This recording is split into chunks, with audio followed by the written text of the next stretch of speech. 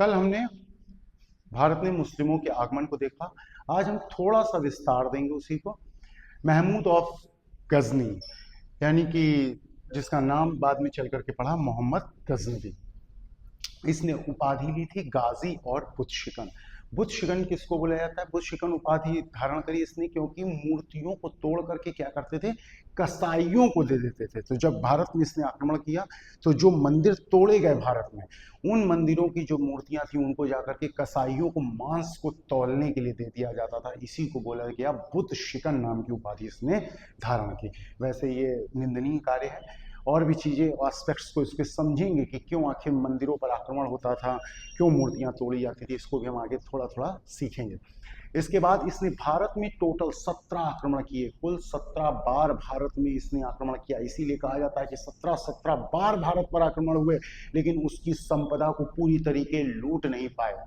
जिसमें से सबसे फेमस आक्रमण इसका सोमनाथ के मंदिर पर हुआ था। कई बार उसको लूटा गया, इतना सोना उसमें चढ़ा हुआ था। हम समझते हैं 1000 AD से शुरू किया और 1027 तक 17 बार इसने क्या किया, आक्रमण किया भारत पर। पर्पस केवल एकमात्र होता था धन को लूटना, केवल एकमात्र कारण होता था और दूसरा कोई कारण नहीं था। वो यहाँ पे साम्राज्य विस्तार करने के इरादे से नहीं आया था, केवल लूटपाट के इरादे से ही आता था। इसके बाद इसको एक बार रेजिस्ट किया, यानी कि रोक पाए थे। चंदेल के शासक थे विद्याधर। विद्याधर जी ने इसको एक बार रोका था। ये नहीं कह सकते कि हरा दिया था, लेकिन हाँ एक ट्रीटी साइन करनी पड़ी थी। कहीं ना कहीं इसके अटैक को थोड़ा सा रोकने पर इसको मजबूर किया था। इसके बाद इसका सबसे फेमस आक्रमण, जैसा हमने जाना, 16वां आक्रमण माना जाता है 1025-26 में सोमनाथ के टेम्पल पर माना जाता है। उस समय पर कौन था सोमनाथ टेम्पल के रीजन वाले जगह का रूलर, शासक था भीम फर्स्ट। ये शासक छोड़ करके भाग गया था जिस समय पर अटैक हुआ था। तो ये सबसे फेमस आक्रमण माना जाता है 16वां आक्रमण। इसने अपना अंतिम अभियान कब किया था? 17वां। ये अभियान इसने जाटों और खोखरों को दबाने के लिए किया था। जाट और खोखर ऐसी हमारे यहाँ लोग हुए, जब ये लूट करके जाता था इंडिया से, जैसे मान लीजिए ये इंडिया है, ये यहाँ से लूट करके जब जाता था तो रास्ते में इसी को लूट लेते थे जाट लोग, जिसकी वजह से ये बड़ा परेशान था। तो इसने अपना अंतिम अभियान जो चलाया था इन्हीं को खत्म करने के लिए चलाया था, मगर ये इनको रोक नहीं पाया, पूरी तरीके से असफल रहा इनको रोक पाने में। इसके बाद इसमें देखते हैं गजनी डायनेस्टी के बारे में थोड़ा सा समझते हैं। गजनी डायनेस्टी का फाउंडर संस्थापक था अल्पतगीन। इनकी जो रीजन था उसकी कैपिटल थी गजनी। अल्पतगीन के लड़के का नाम था सुबुक्तगीन। सुबुक्तगीन के सबसे छोटा लड़का कौन था? ये था महमूद, नाम था सबसे छोटे लड़के का। यही महमूद आगे चल करके मोहम्मद गजनवी बनता है। मोहम्मद गजनवी के बारे में अटैक से ज्यादा क्वेश्चंस इसके जो दरबारी विद्वान थे उनसे पूछे जाते हैं। हम उनके बारे में जानते हैं थोड़ा सा। इसके यहाँ 4 फेमस स्कॉलर्स हुए, अलबरूनी, उत्बी, बैहाकी और फिरदौसी। अलबरूनी जिसमें से सबसे इंपॉर्टेंट व्यक्ति माना जाता है। अलबरूनी गजनी के साथ ही यहाँ पर आया, केम विद गजनी। कब आया पूछा जाता है, कब आया, कौन सी सेंचुरी में आया, कौन सी शताब्दी में? 11वीं शताब्दी में आया। 11वीं शताब्दी से आशय समझ लें, जब 11th सेंचुरी बोला जा रहा है, यानी कि 1001 से लेकर के 1100 तक का टाइम पीरियड काउंट किया जाएगा। तो ये 1000 से स्टार्ट कर रहा है, 1027 तक लगभग अटैक चल रहे हैं। तो कब आया? 11th सेंचुरी में गजनी के साथ आया। इसने एक बुक लिखी, किताब उल हिंद। ये नाम तो फेमस है, सब लोग जानते हैं, लेकिन इसी किताब को एक दूसरे नाम से भी जाना जाता है जिसको बोलते हैं तहकीकात ए हिंद। ये ज्यादा इंपॉर्टेंट है कि जानते रहे, किताब उल हिंद का ही नाम तहकीकात ए हिंद है। इसकी लैंग्वेज क्या थी? अरेबिक में लिखी गई, अरबी भाषा में लिखी गई। इसमें कोई भी पॉलिटिकल बात नहीं करी गई, कोई भी पॉलिटिकल डिस्क्रिप्शन इसमें कोई भी नहीं दिया गया है। इसके बाद इसने जो है अलबरूनी ने हिंदुओं का और यहाँ पे जो टेम्पल्स यानी कि मंदिर वगैरह थे इनके स्थापत्य पर बहुत सवालिया निशान खड़े करे, उनकी बहुत आलोचना करी, उनको बहुत बड़े लेवल पर क्रिटिसाइज किया। और उसने बताया कि ये जो मंदिर हैं ये धन धान्य का अड्डा बन चुके हैं। अगर एक दूसरे पहलू से समझें कि क्यों आखिर अटैक मंदिरों में होते थे, तो यहाँ पर ये जो वर्णन कर रहा है उससे पता चलता है कि मंदिरों में एक अथाह संपदा, लोग जा जा करके चढ़ावा चढ़ाते थे, तो वो मंदिरों में क्या हो गया था, सेंटर बन गया था।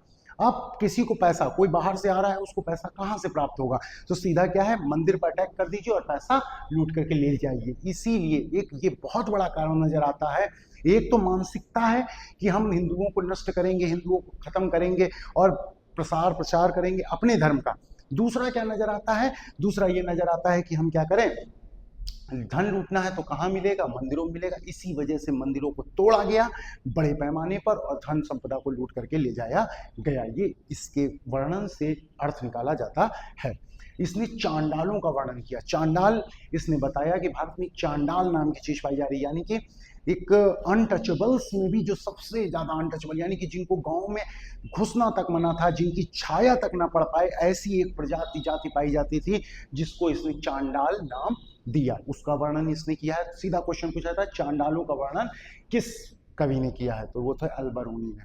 उसके बाद इसने अच्छी बात क्या नजर आती, इसने संस्कृत सीखी। संस्कृत सीखने के बाद ये यही नहीं रुका, इसने गीता को पढ़ा, इसने पुराणों को पढ़ा। तो एक बाहर का व्यक्ति हमारे यहाँ पर आकर के गीता, पुराण, इन सब का अध्ययन कर रहा है, इसलिए क्वेश्चन इससे पूछा जाता है। सीधा पूछेंगे पुराणों का अध्ययन निम्न में से किसने किया, और हो सकता है यही चार नाम हो, तो हमको मालूम होना चाहिए कि अल-बरूनी ने अध्ययन किया था। इसके बाद क्वेश्चन ये इतना इंपॉर्टेंट है, लेकिन पूछा जाता है कि दरबारी कवि इनका कौन था, दरबारी इतिहासकार, हिस्टोरियन कौन था, तो वो कौन था, उतबी नाम का व्यक्ति था। कौन था, उतबी। जैसे ऑफिशियल बोला जाता है, ऑफिशियल इनका दरबारी कौन कवि कहलाया, दरबारी कवि उतबी था। इसने भी एक बुक लिखी, किताब उल यामिनी, किताब उल यामिनी। एक और विद्वान इनके यहाँ पर पाया गया, बैहाकी नाम का, जिसने बुक लिखी तारीख ए सुबुक्तगीन। तो सुबुक्तगीन याद करेंगे, सुबुक्तगीन का ही लड़का है, यानी कि इसके पिता के बारे में किसने वर्णन किया पूछा जाए तो बैहाकी ने वर्णन किया। एक व्यक्ति आता है फिरदौसी, जिसकी बुक बहुत बार पूछा गया। फिरदौसी ने कौन सी बुक लिखी, शाहनामा। शाहनामा नामक पुस्तक किसने लिखी, फिरदौसी। फिरदौसी किसका दरबारी कवि था, ये मोहम्मद गजनवी का। अच्छा, इसके बाद एक और क्वेश्चन जनरेट होता है, इसने यहाँ पर आकर के कॉइन्स इशू किए। तो वो जो सिक्के होते थे, अरेबिक भी पाया जाता था और दूसरी तरफ संस्कृत पाया जाता था।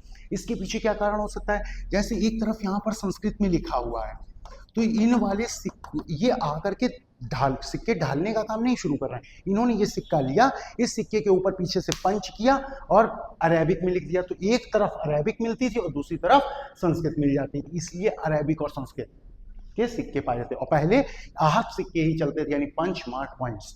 सैनिक कैसे होते थे, सैनिक बहुभाषी, मल्टीलिंगुअल होते थे, कि कई भाषाओं में बोलने वाले, और बहुजाति। ऐसा कुछ नहीं था कि जात के अनुसार ये लड़ने वाले हैं, क्षत्रिय हैं, ये ऐसे।